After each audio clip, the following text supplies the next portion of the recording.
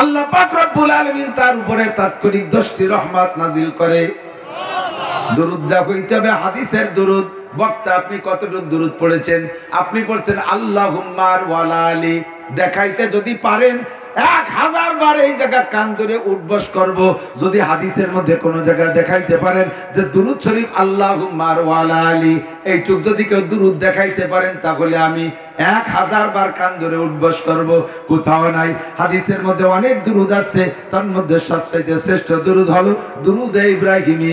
এক এক দুরূদের এক এক রকম ফজিলত বলে নবী পাক বলেন, যেই ব্যক্তি রাতের বেলায় শুইয়া পাক বিছানায় শুইয়া অন্তর থেকে তওবা কইরা, পারলে ডান কাত হয়ে শুইয়া, পারলে কিবলামুখী হয়ে শুইয়া, আমাদের বাংলাদেশ থেকে কিবলামুখী হয়ে শুইতে উত্তর শীতেনে মাথা দিয়া ডান কাত হয়ে শুইলে কিবলামুখী হয়ে শোয়া হয়। হুজুর আমার বলেন অন্তর থেকে 3 বার ইস্তেগফার পড়বা, আস্তাগফিরুল্লাহ আল্লাযী লা ইলাহা ইল্লা হুয়াল হাইয়ুল কাইয়্যুম ওয়া আতুবু ইলাইহি। এই তওবা 3 বার পড়বা। পারলে পবিত্র বিছানায় শুইবা, আরো পারলে তুমি ওযু সহকারে শুইবা।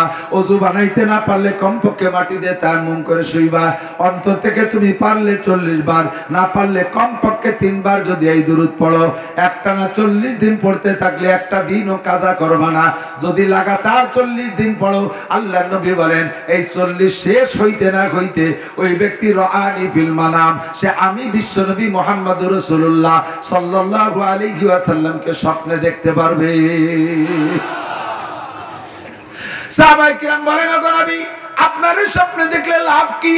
আমরা তো সরাসরি দেখে লাভবান হয়েছি, আপনারে স্বপ্নে দেখলে লাভ কি? আল্লাহর নবী বলেন, মান রাআনি ফিল মানাম রাআনি ইয়াউমাল কিয়ামা।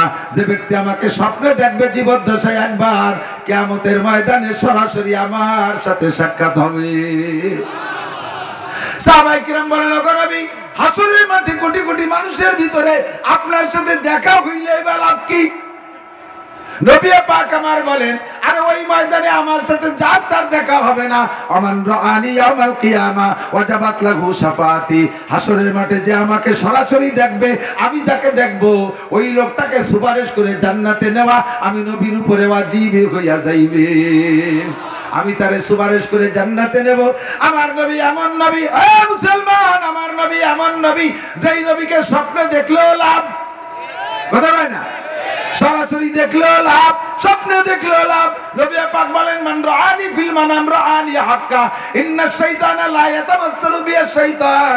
নবী পাক বলেন, শয়তানে আল্লাহর রূপ ধারণ করে মানুষকে ধোঁকা দিতে পারে, শয়তানে আমার রূপ ধারণ করতে পারে না, আমার রূপ ধারণ করে স্বপ্নে দেখাইতে পারে না। যে ব্যক্তি আমাকে স্বপ্নে দেখবে 100 ভাগ সত্য দেখবে, ওর স্বপ্নের মধ্যে কোনো সন্দেহ নাই। আমার নবীকে স্বপ্নে দেখলে কিয়ামতের ময়দানে সুপারিশ পাওয়া যায়। যেই দুরূদ পড়লে নবীকে স্বপ্নে দেখা যায়, ওই দুরূদ নবী পাক বলেছেন, আল্লাহুম্মা সাল্লি আলা রূহি মুহাম্মাদিন ফিল আরওয়াহ ওয়া আলা জাসাদি মুহাম্মাদিন ফিল আজসাদ ওয়া আলা কবরি মুহাম্মাদিন ফিল কুবুর। আরেকবার বলছি, ইউটিউব থেকে আগামী কাল কালেক্ট করে নিয়ে নেবেন।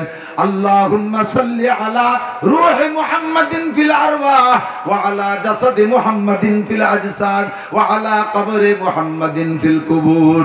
এই দুরূদ পড়লে 40 দিনের ভিতরে নবী পাককে স্বপ্নে দেখা যায়।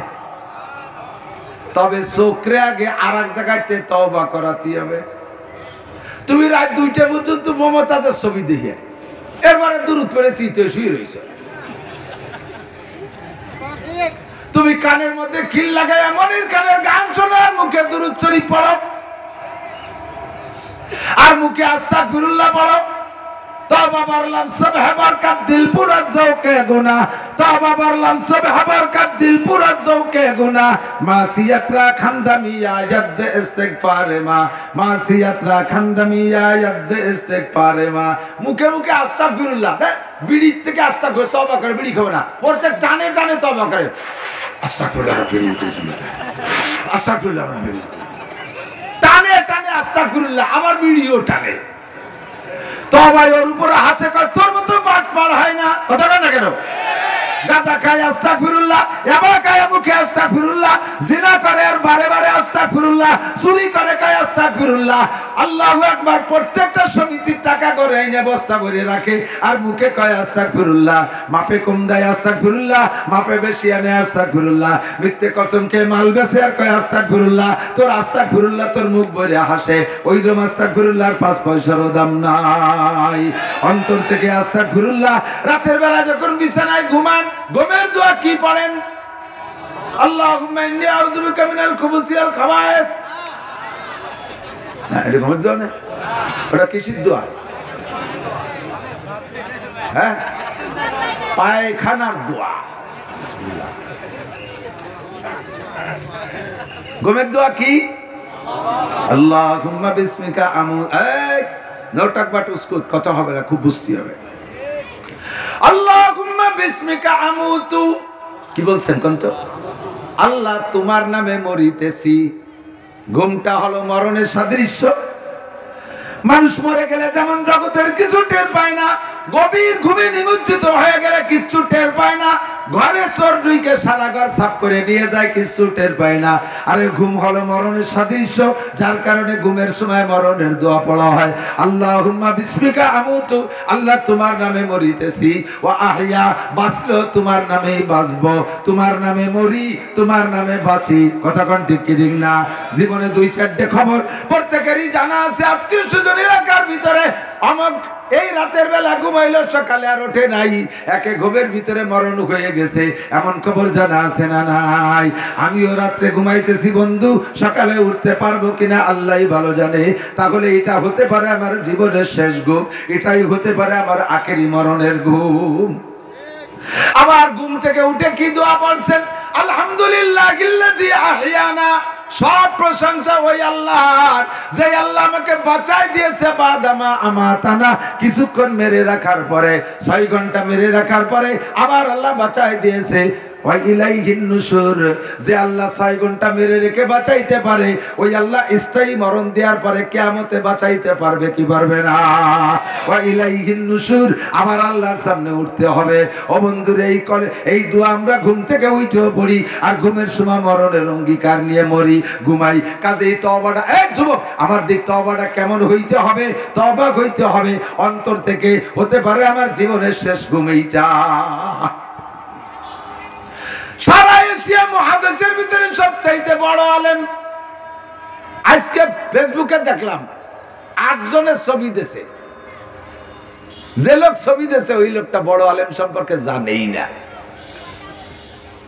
আল্লাহ, সারা বাংলাদেশে বড় ডাক্তারকে আর একজন ডাক্তারে জানতে পারে, রোগীরা জানে না। সারা বাংলাদেশে সবচেয়ে বড় পুলিশকে আমি চিনি না, পুলিশরাই চেনে। সারা বাংলাদেশের সবচেয়ে বড় আলেমকে আপনারা জানেন না। আপনারা মনে করেন ঝাঁকা নাকা বয়ান করতে পারে যে হুজুর, ওই হুজুর বলে সবচেয়ে বড় হুজুর। বাসের মধ্যে উঠে দেয়, দাঁতের মাজন বেচতেছে একজনে, ওরে বাবা, ইংরেজিতে 3-4 মিনিট মারি দিল। ইংরেজিতে কেমন বাসটা বিশ্ববিদ্যালয় হয়ে গেছে। তার কতটুক সত্যি আর কতটুক মিথ্যে অর্থাৎ আমরা সাধারণ পাবলিক বুঝি, হতো ছেলি বেলা গেছে। ঢাকা জাহাঙ্গীরনগর বিশ্ববিদ্যালয়ের ভাইস চ্যান্সেলর ওই বাসে বসা, ওর ওই ফকা ফকি ইংরেজি শুনিয়ে লজ্জায় মাথা নিচে রয়েছে। উনি যদি মাথা উঁচের কায়া, বেটা কি কইস, আমি ঢাকা জাহাঙ্গীরনগর বিশ্ববিদ্যালয়ের ভাইস চ্যান্সেলর, এই খবর শুনলে ও কি আর বাসে থাকবে? দরজা খুঁজে পাবে না, জানলা দিয়ে লাফ দিয়ে বেরিয়ে চলে যাবে। বাংলাদেশের বড় আলেমরা পাশে থাকলে কথা বলতে জিহ্বা শুকিয়ে যায়। গোটা এশিয়া মহাদেশের ভিতরে সবচেয়ে বড় আলেম আল্লাহর রহমতে বাংলার জমিনে হযরত মাওলানা আব্দুল মালিক সাহেব হাফিজাহুল্লাহ। আপনি জানেন না, ছোট্ট একটা মানুষ স্যান্ডেল পায় দেয়, সামনে 2 ইঞ্চি বড়, পাশে 2 ইঞ্চি বড়, কোন সাজ নাই, গোস নাই, পাগড়ি নাই, পুগড়ি নাই, হাওয়া নাই, কাবা নাই, উপরে পায়ের পাগড়ির উপরে আবার টায়ার পেছায়, দেখছেন না ওই সৌদি আরবের টায়ার পেছায়, সে টায়ার মেয়ার কিছু নাই। ওনার ক্লাসে একদিন বসছি, আমাদের সমসাথী এক বয়সী আমরা। তবে এত বড় আলেম, যদি আল্লাহ উনারে আরো 500 বছর হায়াত দেয় আর আমারও 500 বছর হায়াত দেয়, উনি আমারে পড়াবে আর আমি পড়বো, তারপরও উনার এলেমের 100 ভাগের 1 ভাগ আমারে পড়ায় সারতে পারবে না, আমি নিয়েও সারতে পারবো না। এত বড় আলেম।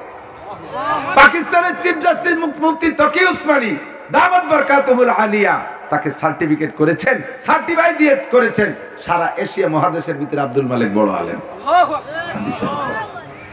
এই আব্দুল মালিক সাহেবের কাছে একদিন ক্লাসে বসছি, যে কথাটা বলবো বলে বড়দের কথা একটু বড়দের পরিচয় দিয়ে বললে কথার গুরুত্ব বাড়ে, এই জন্যই বলছি, নইলে আর কিছু না। এদিক তাকান, আব্দুল মালিক সাহেবের হাদিসের ক্লাসে একদিন বসছি, হাদিস পড়ায় ফাঁকে ফাঁকে হাদিসের ফাঁকে কয় আস্তাগফিরুল্লাহ ওয়া আতুবু ইলাইহি লা ইলাহা ইল্লাল্লাহ।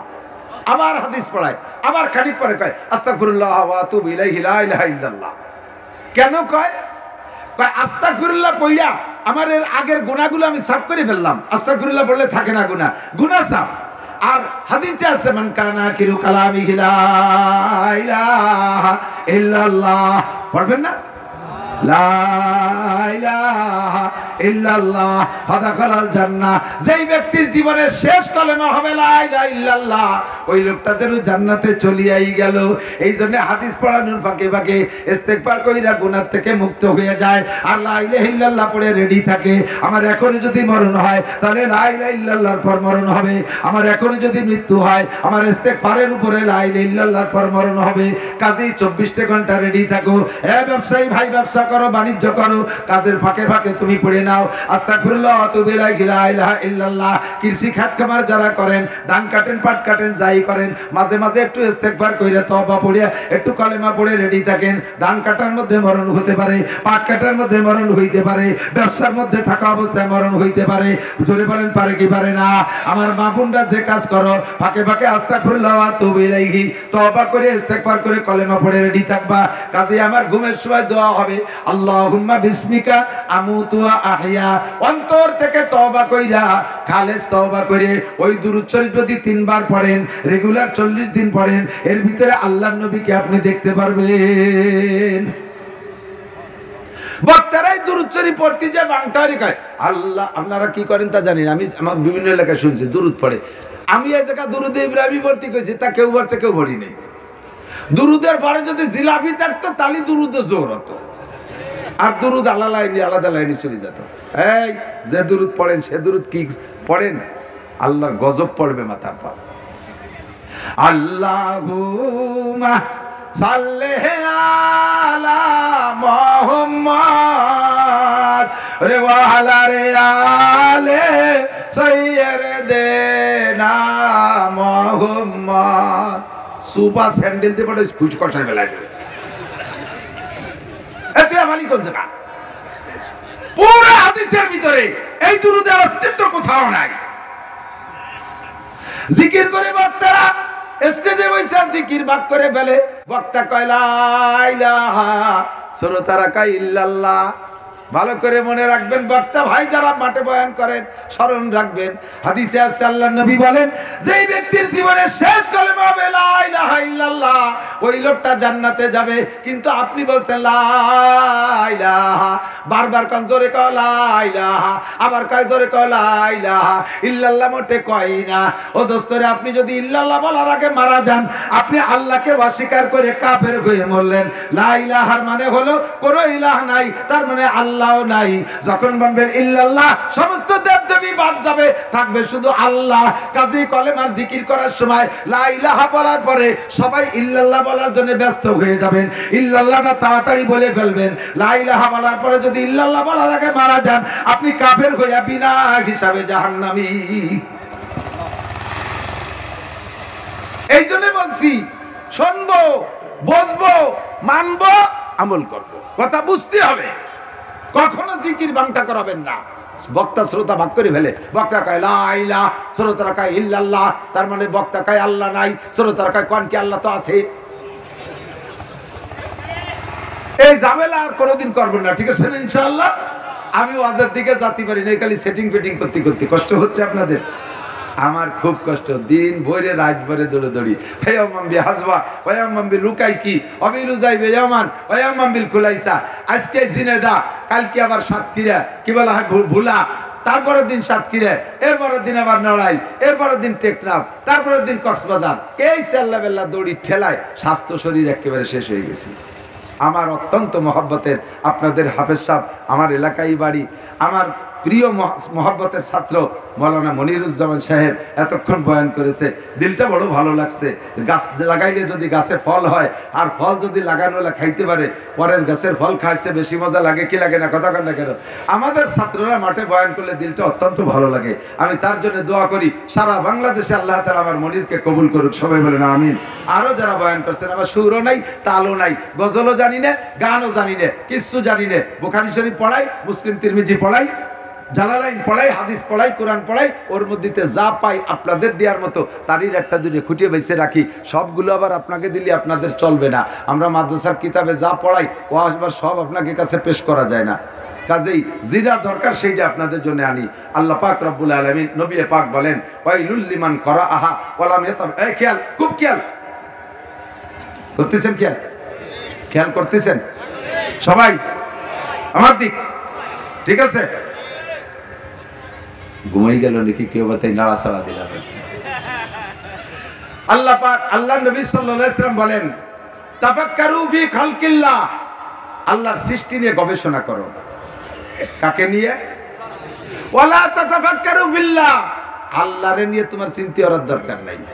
আমাকে তো, আমরা তো আল্লাহ মার পেটে আব্বা মা দুইজনের মাধ্যমে আসলাম, উনরা আসলো দাদা দাদি নানা নানির মাধ্যমে, এইভাবে তো হলো, তারপরে ইত্যাদি। তো সে সব শেষে আল্লাহরে বানালো কিনা, তোমার এই চিন্তা করার দরকার নেই। গণেশের 10 কান হাত, আল্লাহর কয় কান হাত? আল্লাহর কত বড় মাথা? আল্লাহর বসে কোন জায়গা? আল্লাহর সই কোন জায়গা? আল্লাহর বালিশটা বানায় কোন দোকানের? তোমার এই চিন্তা করা লাগবে না। তুমি চিন্তা করো, আল্লাহর সৃষ্টির মধ্যে গবেষণা করো, আল্লাহকে খুঁজে পেয়ে যাবা। তাফাক্কারু ফি খালকিল্লাহ ওয়ালা তাতাফাক্কারু ফিল্লাহ, সৃষ্টির মধ্যে গবেষণা করলে আল্লাহকে পাওয়া যাবে। নবী পাক বলেন ওয়াইলুল লিমান করাআহা ওয়ালা ইয়াতাফাক্কার ফিহা, ওই জাতি ধ্বংস অনিবার্য, ওই জাতির ধ্বংস অনিবার্য যারা আল্লাহর কুদরত নিয়ে, সৃষ্টি নিয়ে গবেষণা করে না। আল্লাহর কুদরত সৃষ্টি নিয়ে গবেষণা করলে আল্লাহকে তুমি পাইয়া যাইবা। আজীব হবেন দোস্ত, আমার দিক তাকান। একই জায়গায় দুইটা গাছ, একই জায়গায় দুইটা গাছ, একটা গাছের নাম খেজুর গাছ আর একটার নাম গান্ডারিয়াক। আপনাদের আছে না? খেজুর গাছ কেটে রস বেরোয় না? দিক খেজুর গাছের রস গুড়ায় না আগায়, গুড়ায় না মাথায়? মাথায়। রস মিঠে না নুনতা? মিঠে। খেজুর গাছের গুড়া কাটিয়ে দেখেন, রস একটু বেরোয়, শিকড় কেটে রেখে দেবেন, একটু কষ বেরোয়, কিন্তু তার নুনা নুনা ভাব, লবণ লবণ ভাব, ঠিক না? তো খেজুর গাছ, তার পাশে আবার গ্যান্ডারিয়াকের ক্ষেত। গ্যান্ডারিয়াকের রস গুড়ায় মিঠিয়ে বেশি না আগায় মিঠিয়ে? আগায় লবণ লবণ, আগায়।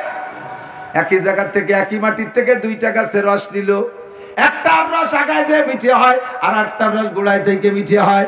এই জায়গা তোমার কোন বিজ্ঞানী কাজ করেছে? তোমার কোন রাজা বাচ্চা কাজ করেছে? এই বিজ্ঞানী একমাত্র আমার আল্লাহ, সে ছাড়া এই কামার কেউ করতে পারে না।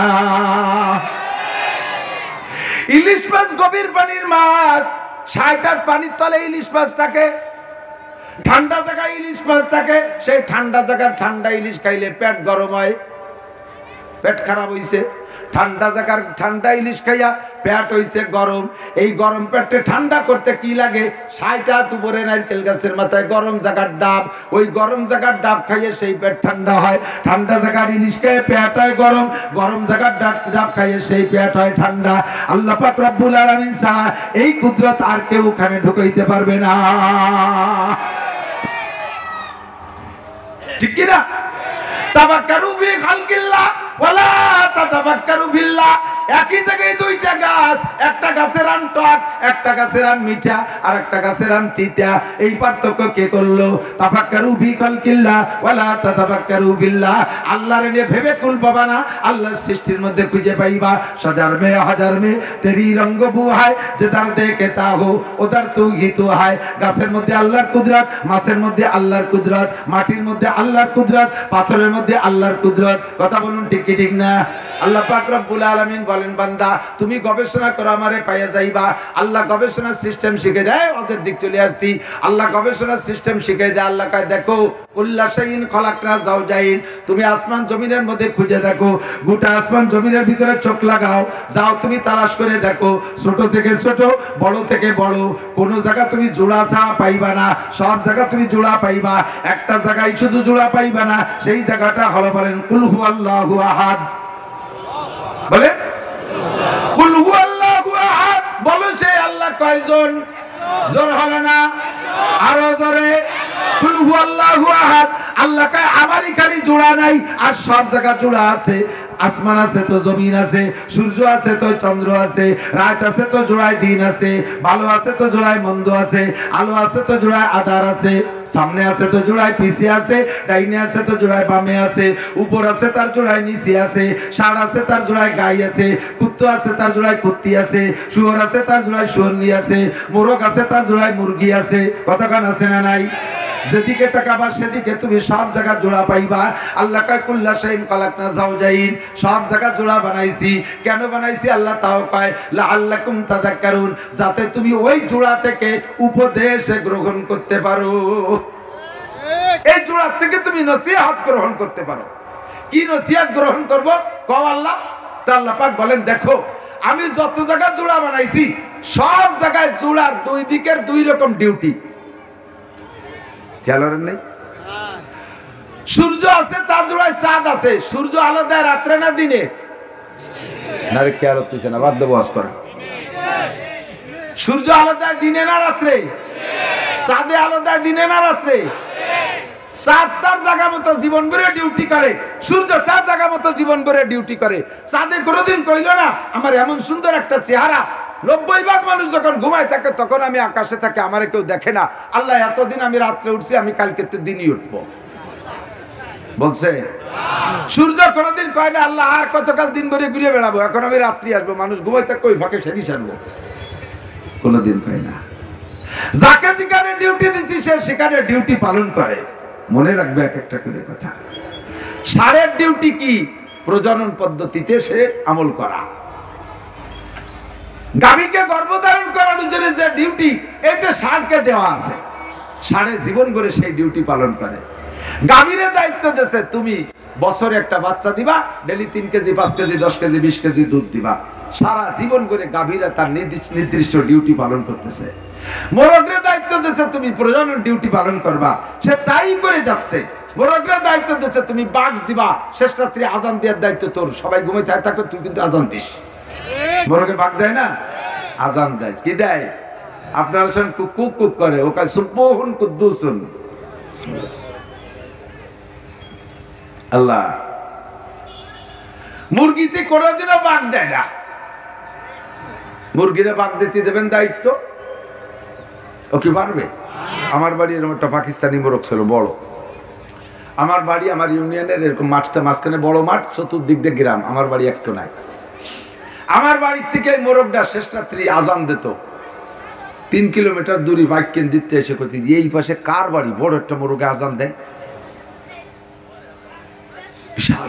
হঠাৎ করে সেই মোরগটারে সরে নিয়ে গেছে। আর বাড়ি মোরগ দেয়। একদিন রাত্রি ছুটি, যে মুরগির ঘরের থেকে বাঘ আসতেছে, কিন্তু সাউন্ড ভালো না, ক্রুদ ক্রুদ করে উঠতেছে। মানে একটা মুরগি দেখছে যে মোরগ তো নাই, বাঘ তো দিতে হবে, তাই মোরগের দায়িত্ব মুরগিতে ভালো নড়তে গেছে। মোরগের দায়িত্ব মুরগিতে পালন করতে গেলে কোনোদিন সুন্দর হবে? কথা বলেন, কোনোদিন হবে না। মোরগ মোরগের দায়িত্ব পালন করবে, মুরগি মুরগির দায়িত্ব পালন করবে। একটা একটা করে মনে রাখবেন, শেষ ফিনিশিং রেজাল্ট হবে। কষ্ট হচ্ছে? আল্লাহ কোনদিনও মুরগিতে মোরগের দায়িত্ব নিতে চাই নাই। মুরগির দায়িত্ব কি? 40টা ডিম পারবা, আর সিল্লে না দিয়ে থামবা না। ডিমি সিল্লে 40ই সিল্লে হয়, 20টা গাড়িটা খেয়ে ফেলবে, আর 20টা নিয়ে তুমি এতে কাপে বসবা। 20-22 দিন এতে কাপের পরে এরপরে হিদায়তের বাচ্চা ফুটবে। এই দায়িত্ব তোমার।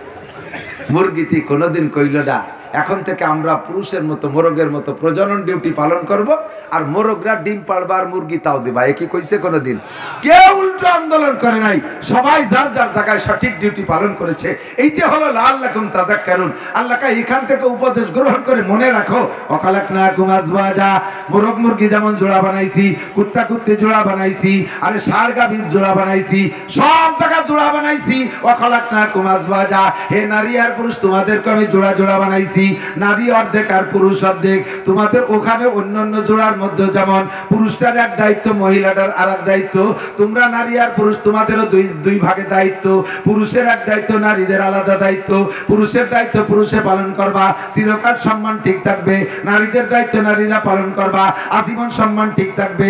পুরুষের দায়িত্ব বাহিরের কাজ, বিমান চালাবে পুরুষ, রকেট চালাবে পুরুষ, ট্রাক চালাবে পুরুষ, রেলগাড়ি চালাবে পুরুষ, নসিমন চালাবে পুরুষ, করিমন চালাবে পুরুষ, খেত খাবারের কাজ করবে পুরুষ, মাটি কাটবে পুরুষ, প্রেসিডেন্ট হবে পুরুষ, প্রধানমন্ত্রী হবে পুরুষ, স্বরাষ্ট্রমন্ত্রী হবে পুরুষ, মন্ত্রী সব হবে পুরুষ, এমপিরা হবে পুরুষ, উপজেলা চেয়ারম্যান পুরুষ, ইউনিয়ন চেয়ারম্যান পুরুষ, ভাইস চেয়ারম্যান হবে পুরুষ, মেম্বাররা হবে পুরুষ, সেনাবাহিনী হবে পুরুষ, পুলিশ বাহিনী হবে পুরুষ, বিডিআর হবে পুরুষ, বিমান বাহিনী হবে পুরুষ, বাহিরের সব কাজ করবে পুরুষ, ব্যবসা করবে পুরুষ, বাণিজ্য করবে পুরুষ, আমেরিকা যে কামাই করবে আনে পুরুষ, সৌদি আরব যে কামাই করে টাকা আনবে বাংলাদেশে পুরুষ, এই সব জায়গা বাইরে থাকবে পুরুষ, ওয়াজ করবে পুরুষ, বয়ান করবে পুরুষ, ভাষণ দেবে পুরুষ, শাসন করবে পুরুষ, মসজিদের ইমাম পুরুষ, মাহফিলে বয়ান করবে পুরুষ। জোরে বলেন এই সব কাজ কাদের? জোরে বলেন কাদের? পুরুষরা পুরুষের জায়গায় থাকবা, সম্মান ঠিক থাকবে। নারীদের কাজ কোন জায়গায় শুনে নাও, কারনাফি বুয়ুতি কন্যা ওয়ালা তাবাররাজনা তাবাররুজাল জাহিলিয়াতিল উলা। মহিলা তুমি আওয়াজ তোমার পর্দায় রেখো সর্বদা। গানের মেলায় আসর করে হয়ে না তুমি বেপর্দা, ওয়াজের মাঠে আসর করে হয়ে না তুমি বেপর্দা, হাট বাজারে আসর কইরা হয়ে না তুমি বেপর্দা, কাউন্সিলে আসর করে হয়ে না তুমি বেপর্দা, সংসদে ঢুকে আসর করে হয়ে না তুমি বেপর্দা। কারনাফি বুয়ুতি কন্যা, সবাই যার যার দায়িত্ব পালন করে। যেমন তোমরা নারী আর পুরুষ নিজস্ব দায়িত্ব বুঝা যার যার জায়গায় সেই আমল করো, তাহলে তোমার সম্মান ঠিক থাকবে। কথা বলেন ঠিক কি ঠিক না? উল্টো পাল্টা করবি তো আমি আল্লাহ খেলা দেখাই দেবো, খেলা হবে। তোকে খেলা হইয়া হারায় যাস, আমার খেলা হয়ে টিকে থাকবো ইনশাআল্লাহ। ঠিক কি না? ও দোস্ত আসো, যার যার জায়গায় সেই সেই ডিউটি পালন করো। আস্তাগফিরুল্লাহ। জামাতে নামাজ পড়বে পুরুষ, মসজিদে জামাতে নামাজ পড়বে জোরে বলেন কারা? সিদ্দিকা আয়েশা রাদিয়াল্লাহু তাআলা আনহা, খলিফাতুল মুসলিমিন হযরত ওমর ইবনে খাত্তাব রাদিয়াল্লাহু তাআলা আনহুর খিলাফত কালে যখন ওমর প্রেসিডেন্ট, মসজিদে হাজী সাহেব আছেন নাকি? হাজী হাজী হাজী হাজী আছেন? হাজীরা বলতে পারবেন। মসজিদে নববীতে নামাজ পড়তে গিয়ে দেখি মহিলারা তো ওখানে আসে, দুই মসজিদে মহিলারা আসে, মেয়েরা বাচ্চা কাচ্চা নিয়ে আসছে, পেশাব পায়খানা করে জায়গা গুটা পুটা করে নষ্ট করে ফেলেছে। মা নামাজ পড়তেছে, বাচ্চা তল দিয়েছে, দুধ খাওয়া শুরু করে দিয়েছে। মা নামাজ পড়তেছে, বাচ্চায় কান্নাকাটি স্লোগান দিয়ে কাঁদতেছে। মুসল্লি একজন নামাজ পড়তেছে, তার সামনে ছোট বাচ্চা যে প্যান্ট খুলি দিয়ে মুতিয়ে দিচ্ছে দাঁড়াই পেশা। এই কাম দেখে হযরত আয়েশা ওমরকে বললেন, খলিফাতুল মুসলিমিন, মহিলাদেরকে মসজিদে আসতে নিষেধ করলে ভালো হয় না? হযরত ওমর তো কাজ, আমি তো তাই চাচ্ছি, কিন্তু আমি যদি এই সংবিধান জারি করি তাহলে তুমি আয়েশা আমার কাছে বড় আলেম, তুমি আবার প্রতিবাদ করলে টিকতে পারবো না। আল্লাহ বাঁচাইছে, আল্লাহ তোমারও বাঁচাই রাখুক। আমি আজিয়া বন্ধ করে দিচ্ছি। সঙ্গে সঙ্গে যাইয়া সাহাবায়ে কিরামদেরকে ডেকে আইনা মসজিদে নববীতে এলান করে দিলেন, আজকে থেকে কোন দিনও দুইটা মসজিদ ছাড়া পৃথিবীর কোন মসজিদে নারীরা যে নামাজ পড়বে না, নারীরা জামাতে নামাজ পড়বে না। মসজিদে হারাম শরীফ, মক্কার মসজিদ আর মসজিদে নববী, দুইটা মসজিদে অনুমতি এজন্য রাখলাম, দূর দূর থেকে দেশ বিদেশ থেকে হাজি মহিলারা আসবে, তারা নামাজ পড়তে জন্য আসবে, সেই জন্য তাদের জন্য একমাত্র দুইটা মসজিদের দরজা খোলা থাকবে, নারী আর পুরুষ নামাজ পড়বে। বিশ্বের আর কোন মসজিদে মহিলারা নামাজ পড়তে পারবে না। মহিলারা মসজিদে যে নামাজ পড়লে তাদের যে পরিমাণ নেকি হয়, তারা ঘরে বসে নামাজ পড়লে তার সাথে 5 গুণ বেশি নেকি দেওয়া হবে। ওমর বলে নাই, একথা হুজুর বলছেন। কুবার, মসজিদে কুবা, হাজী সাহেবরা দেখছেন মসজিদে কুবা কাবা থেকে 3 মাইল পূর্ব দিক, আমার খেয়ালে পূর্ব দিক পড়ছে, দক্ষিণ দিক না কোন দিক যেন, ওই 3 কিলোমিটার দূরে মসজিদে কুবা। নবী পাক মসজিদে কুবা নির্মাণ করে ওখানে একজন ইমাম নিযুক্ত করে দিয়ে মদিনায় চলে গেছেন। মদিনায় যে মসজিদে নববী করেছেন, হুজুর মসজিদে নববীতে নামাজের ফজিলত বললেন, যেই ব্যক্তি আমার পিছনে মসজিদে নববীতে নামাজ পড়ে, আল্লাহ তাআলা তাকে অন্য মসজিদের চাইতে 1000 গুণ বেশি নেকি দান করে। অন্য হাদিসে আছে 50,000 গুণ বেশি নেকি দান করে। এভাবে হুজুর বললেন। তো কুবা এলাকার এক মহিলা হুজুরের কাছে যে বলতেছে, হুজুর আমার বাড়ি তো কুবায়, আমি 5 ওয়াক্ত আপনার পিছনে মসজিদে নববীতে এসে নামাজ পড়ি। হুজুর বলেন কেন? কয় হুজুর আপনার কিরাত শুনে দিলটা ঠান্ডা হয়ে যায়, আর আপনি বলেছেন অন্য সব মসজিদে নামাজ পড়াছে, মসজিদে কুবায় নামাজ পড়লে 1000 গুণ বেশি নেকি, 50,000 গুণ বেশি নেকি। হুজুর এই নেকির আশায় আমি এই 5 ওয়াক্ত এসে কুবাইতে এসে, বুঝতেছেন কথা? হুজুর মহিলাকে সাবাস দিলেন, ধন্যবাদ, জাযাকাল্লাহু আহসানাল জাযা, আল্লাহ তাআলা তোমাকে উত্তম জাযা দান করুক। এভাবে হুজুর তাকে অনেক প্রশংসা করলেন। এ কথায় কি বোঝা যায়? খেয়াল করতেছে না, এ কথায় বোঝা যায় যে মহিলাকে হুজুর উৎসাহিত করলেন, ঠিক আছে তুমি রেগুলার 5 ওয়াক্ত কুবায় এসো, কুবা থেকে মদিনায় এসো, এসে আমার পিছনে নামাজ পড়ো, এ বোঝা যায়। হুজুর তাকে প্রশংসা করলেন, তাকে দোয়া করলেন। এরপরে হুজুর মহিলাকে নিয়ে বসে বলতেছে, তুমি কুবা থেকে মসজিদে নববীতে কেন আসো? হুজুর নেকির আশায়, বেশি নেকি। হুজুর বললেন, এই মসজিদে কুবায় আমার পিছনে নামাজ পড়লে যে পরিমাণ নেকি হয়, এর চেয়ে যদি অন্য কোনো জায়গা পড়লে বেশি নেকি হয়, তুমি কি সে জায়গা পড়বা? জি হুজুর, তাই তো পড়বো, আমি তো বেশি নেকি খুঁজি। এবার হুজুর বললেন, আমার পিছনে মসজিদে নববীতে এসে পড়লে যে পরিমাণ নেকি হয়, তার চাইতে তোমার কুবা মসজিদে পড়লে বেশি নেকি হয়।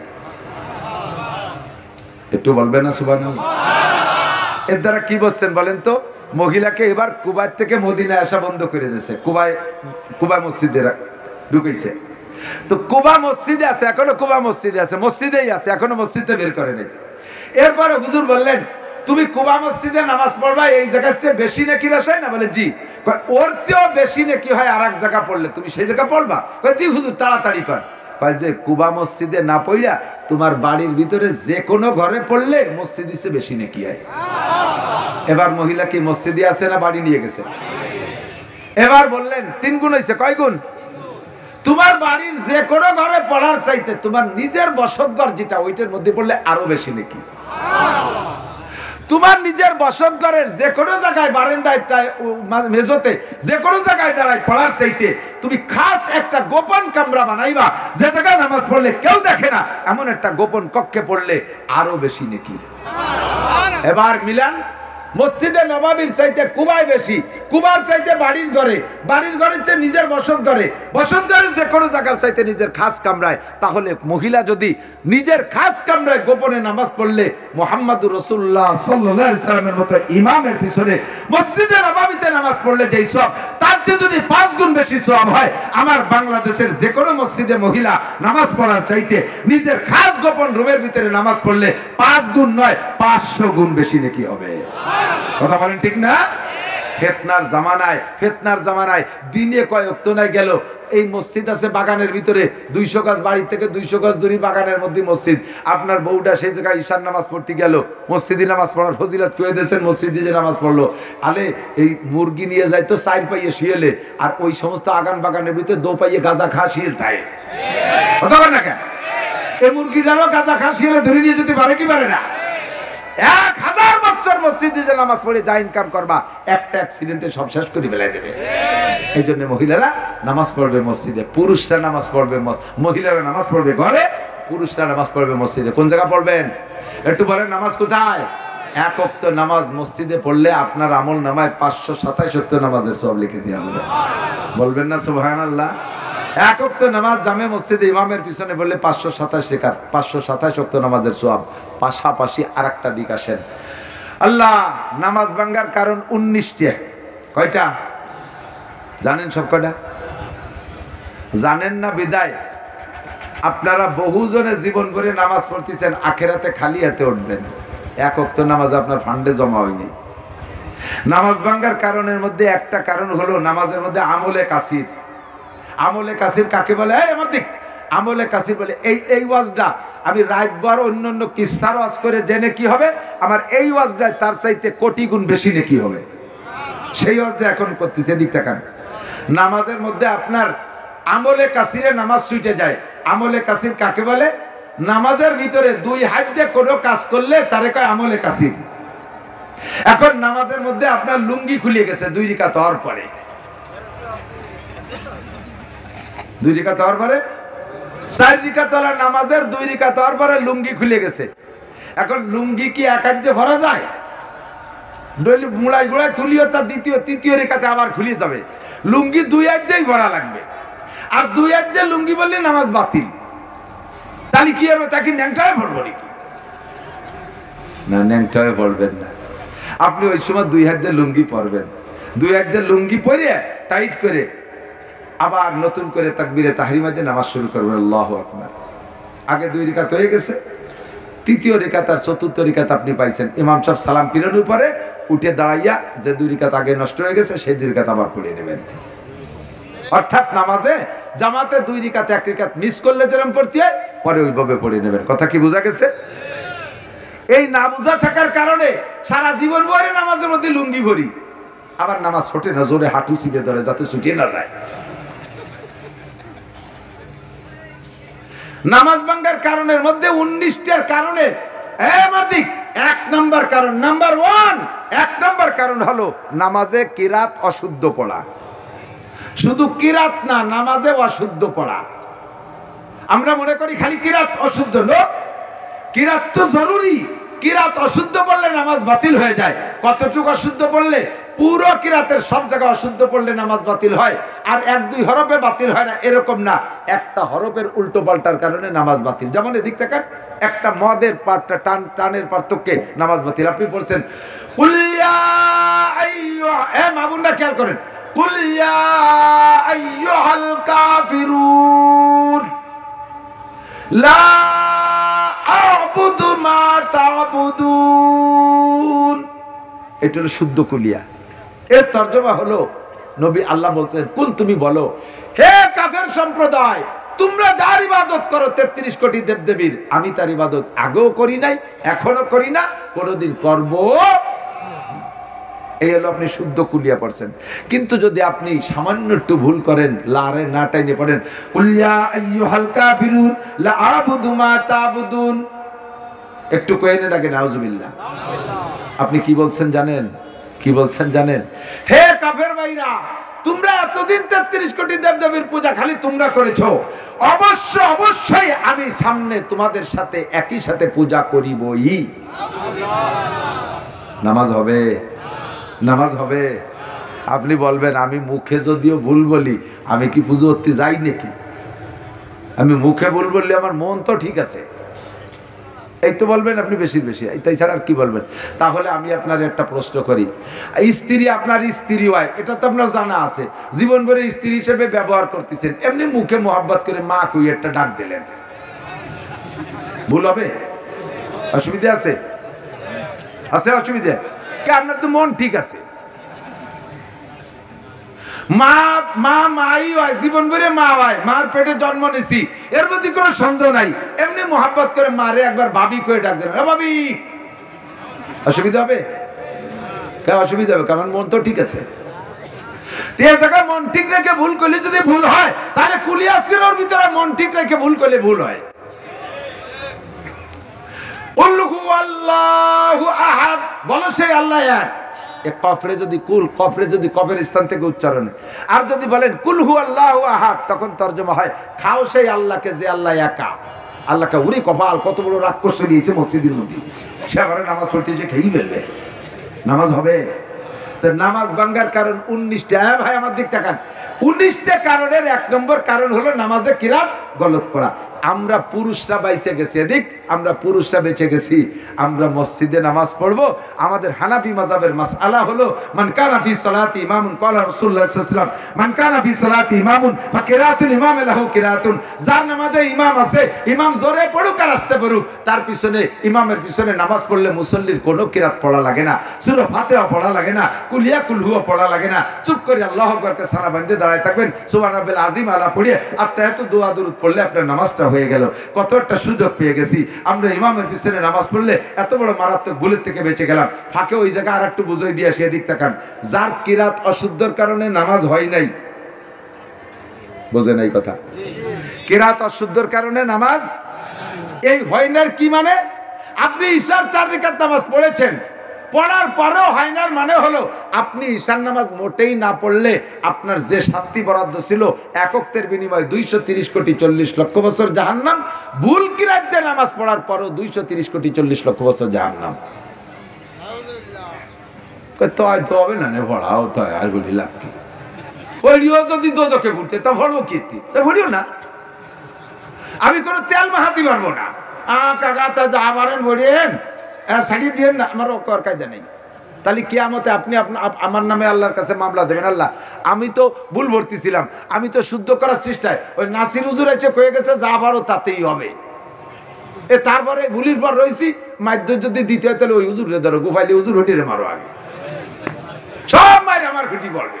কাজে আমি এই জায়গায় ছাড় দিতে পারবো না, আমি একটা সুযোগ দিতে পারবো, সেটা এদিক আমার দিক থেকে এক্ষুনি পাক্কা প্রতিজ্ঞা করতে হবে, এক্ষুনি পাক্কা প্রতিজ্ঞা করতে হবে। আগামীকাল সকালবেলা একটা কায়দা সিপারা কিনে নিকটস্থ ইমাম সাহেব যারা আছে, ইমাম সাহেবের কাছে আমি ভর্তি হব। মাসে 500 টাকা, সর্বোচ্চ 2 মাস মেহনত করলে যদি কোরআন শরীফ পড়া শিখতে না পারেন, আমি আপনার কাছে এই 2 মাসের টাকা ফেরত দিয়ে দেবো, জরিমানা আমি দিয়ে দেবো। আমি চ্যালেঞ্জ করে বললাম, যত বড় ব্রেন খারাপ মানুষ হোক না কেন, 2 মাসের বেশি লাগবে না কোরআন শরীফ শুদ্ধ করে পড়া শিখতে। 500 1000 টাকা খরচ করবেন, এই প্রতিজ্ঞা এখন করেন যে কাল সকালে এই কায়দা কিনবো, এই নিয়ত করে বাড়ি যাবেন। আর রাতের বেলা ফজরের আগে আপনি যদি মারা যান, তাহলে বিগত জীবনের সমস্ত ভুল নামাজকে আল্লাহ তাআলা শুদ্ধ করে আমলনামায় লিখে দেবেন। এই একটা অপশন আমার কাছে খোলা আছে, আর কোনো অপশন খোলা নাই। বাকি আপনি যদি জামাতে ইমাম সাহেবের পিছনে পড়েন, সুন্নত আর নফলের কপালে যাওয়াই হোক, কমপক্ষে ফরজের দায়িত্বটা তো ইমামের কাঁধে সবাই দিয়ে সেরিয়ে আসতে পারলাম। আপনাদের এই এলাকায় কোনো সময় মাঝে মাঝে মসজিদে যাই নামাজ পড়তে, আর শীত এলাকায় যাই, দূরে দূরে যাতায়াতের পথে এলাকায় দিয়ে যাই, যাওয়ার সময় মাগরিব ইশা যদি পেছে যায়, মসজিদে ঢুকে জুমার নামাজ যদি পেছে যায়, পরানটা দুরু দুরু করতে তালে থাকে। ডাটের ইমাম, দেড়া 300 টুপি, আবা এরকম সোনালি আবা গায়ে দেয়া, ওরে ভাব আর ভঙ্গি, উপরে রুমাল, তার উপরে টায়ার, কি যে ডক, কিরাত যা পড়ে মহিলাকে চাইতে বেকায়দা, কি সুনা। শয়তান কয় তুই ভর্তি থাক, আমি আর এক মসজিদে যাচ্ছি। পুরো এলাকার নামাজ ধ্বংস করে দিয়েছে ইমাম সাহেব। জীবনে কোরআন শরীফ শুদ্ধ করে পড়া শেখো নাই, হাজার হাজার মানুষের নামাজের বোঝা কাঁধে নিচ্ছ, মাত্র 5-7-10 হাজার টাকা বেতন খাইয়া। এই বেতন যে বাঁচতে খাইছো, উল্টো বাঁচতে টাইনে বের করবে ফেরেশতারা। তাড়াতাড়ি ইমামতি ছাড়িয়ে দিয়ে নুরানি মক্তবে ভর্তি হও, যত বড় হুজুর হও না কেন, যত বড় হুজুর হও না কেন। আমাদের ওই এলাকায় একটা মাদ্রাসা আছে, শৈলদে আলিয়া মাদ্রাসা, ফাজিল মাদ্রাসা। এই ফাজিল মাদ্রাসার প্রিন্সিপাল সাহেবের কিরাত অশুদ্ধ, জীবনভরে আলিয়া মাদ্রাসায় পড়ে কামেল পাস করছে। এই লোকটা কিরাত অশুদ্ধ, পাশে কলাতলা নুরানি কলাতলা কিরাতখানায় যে বুড়ো কালে, একদিকে আলিয়া মাদ্রাসার প্রিন্সিপাল, আবার আর একদিক দিয়ে কওমি মাদ্রাসার কিরাতখানায় যে ভর্তি হয়েছে, বুড়ো কালে কোরআন শরীফ শুদ্ধ করে পড়া শিখছে। কাজটা করছি কি, সর্বনাশ করেছি। তার এই তওবার খাতের বিগত জীবনের সব গুনাহ আল্লাহ মাফ করে দিবেন। আপনাকে এমন একটা প্রতিজ্ঞা নিতে হবে, এমন একটা প্রস্তুতি নিতে হবে। আমি যা বলতে জন্য এত দূর পর্যন্ত কথা বলছি, সেটা হলো আমরা পুরুষরা ইমামের পিছনে পড়লে আমরা দায়িত্ব খালাস। বাকি মহিলাদেরকে ঠেকাইছে, ওরা মসজিদে যাবে না, মহিলারা মসজিদে যাবে না, মহিলারা মসজিদে যাবে না। তাহলে ওনাদের কিরাত অশুদ্ধ, ওনাকে কি উপায়? এই উপায়ের জন্য আল্লাহ তাআলা বাংলাদেশের উলামায়ে কিরামকে সর্বপ্রথম মহিলা মাদ্রাসা করার বুদ্ধি দিয়েছে। মহিলা মাদ্রাসায় পড়ে আজকে 16 জন মেয়ে হাফেজা হয়েছে। শুনে দেখেন গে তাদের পড়া। আমার মেয়ে মাত্র 1.5 বছর বয়স, 1.5 বছরে হাফেজ হয়ে গেছে। মাত্র 1.5 বছর টাইম লাগছে হেফজ করতে। মেয়েদের সময় কম লাগে, ছেলেদের সময় বেশি লাগে। মেয়েরা অল্প সময় পারে। ছোট্ট আমার একটা মেয়ে আছে, আমি বাড়ি বসে অজু বানাই, 2-4 দিন মাদ্রাসায় গেছে, দেখলে কলিজাটা জুড়ায় যায়। আমি অজু বানাচ্ছি টেপে, ও আমার দিক খুব গভীরভাবে এরম চেয়ে রয়েছে। 5 বছর বা 6 বছর, 5 বছরই হবে সে সময়। আমার অজু দেখতেছে, আমি কামু তুমি অজু পারো না, অজু শিখতেছ? কয় না আমি তো পারি, তোমার অজুর ভুল ধরতেছি। আমি তাকাই বলছি, তুমি কি ভুল পাইছো? কয় তুমি 2টি ভুল করছো অজুতে। কি ভুল করছি? অজুতে 3 বার কুলি করা সুন্নাত। আমি হুজুর কাছে বলছি মহিলা মাদ্রাসায়, অজুতে 3 বার কুলি করা সুন্নাত। শুনছেন না? আমি বলছি 3 বার কুলি করা সুন্নাত, তুমি যদি 6 বার কুলি করছো। আমি গুনছি তুমি 6 বার কুলি করছো, তা তুমি 3 বার সুন্নাতের চেয়ে বেশি করে ফেলেছো, তুমি ভুল করো নাই? আমি কই মা আমি তো একটু পান খাইয়ে, পান খা কুলি 3 বারে হয় না। আমি মনে করছি জব দেয়াড়াই গেছি, ও আমারে আবার বুঝাই দিচ্ছে, আব্বু তাহলে তুমি এই পান খা কুলি অজুর আগে করে ফেলবা, অজুর জন্য তুমি 3 বারই করবা। আল্লাহর কসম একেবারে সত্য কথা বলেছে আমার মেয়েটি। আমি কান্দিয়ে দিছি, আজীব একটুক মেয়ে মাদ্রাসায় যে কি শিক্ষা পাইছে আলহামদুলিল্লাহ। দস্তারখানা ছাড়া খানা খায় না।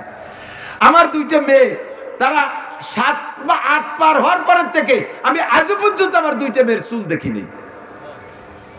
7-8 পার হওয়ার পরে আমার বাড়ি থাকে, রাত্রে ঘুমের মধ্যে তারা মাথায় হেজাব পরে ঘুমায়, চুল দেখিনি আমি তাদের।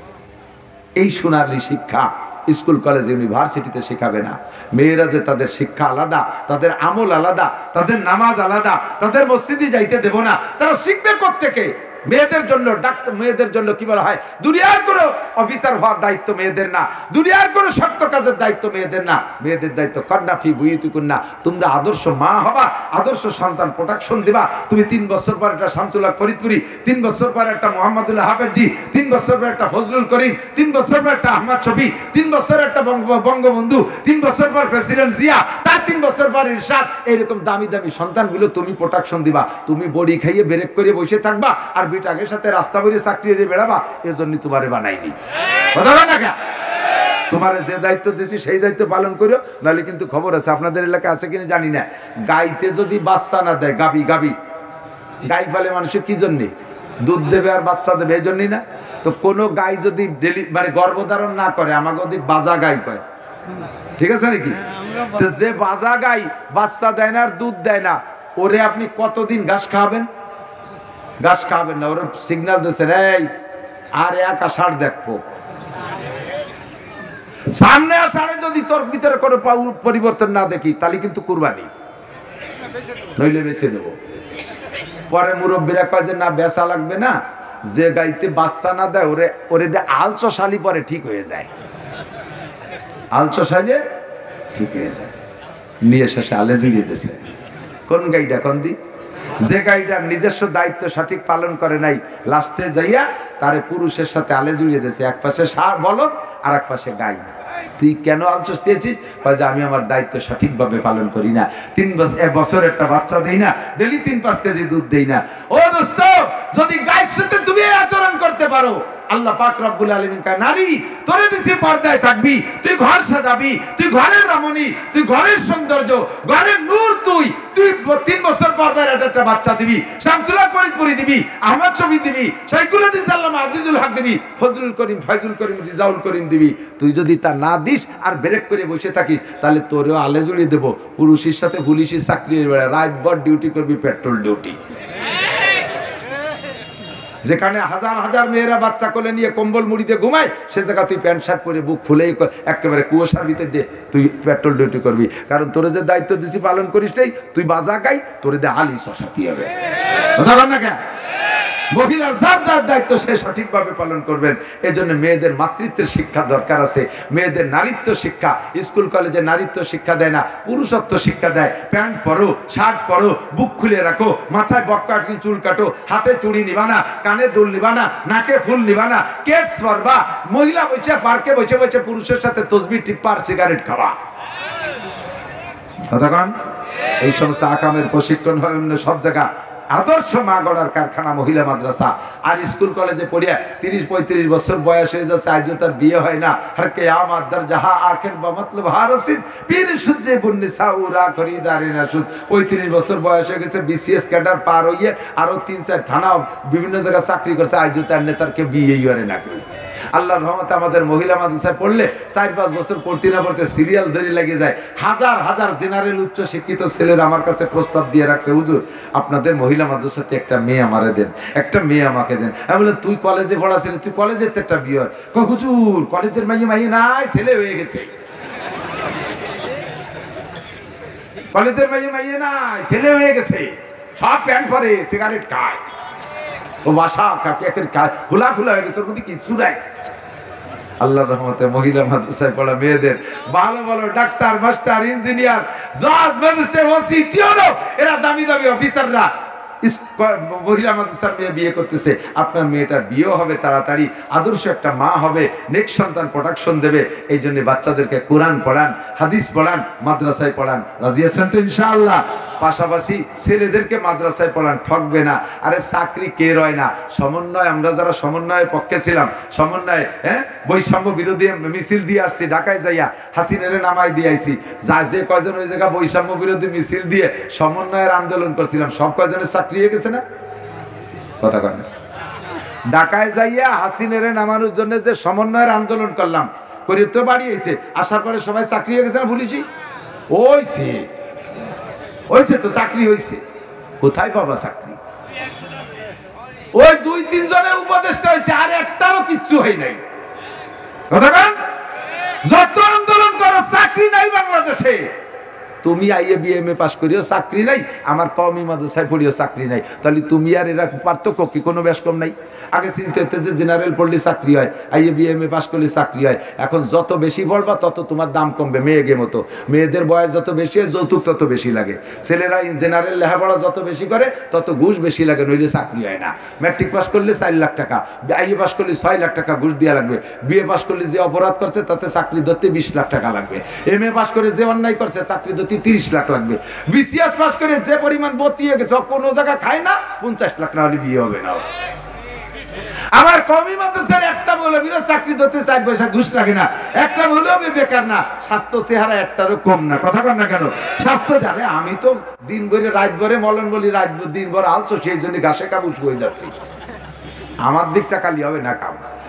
বাকি কোনো মৌলবী স্বাস্থ্য চেহারা কম না, পোশাক আশাক কম না, 1600-1800 টাকা দামের লুঙ্গি পরে, আল্লাহ রহমতে বাজারে সবচেয়ে ভালো মাছ কিনে খায়, ভালো জায়গা বসবাস করে। কাজেই এখন ওই ভয় দিয়ে আপনি সন্তানদেরকে ঠগাইয়েন না। এদিকে কোরআনের আলেম হইলে দুনিয়াও সম্মান, আখেরাতেও সম্মান। জেনারেল শিক্ষায় শিক্ষিত হলে সর্বোচ্চ চাকরি পাবেন, আখেরাত পাবেন কিনা তা নিয়ে কোনো নিশ্চয়তা নেই। কথা কোন ঠিক কি ঠিক না?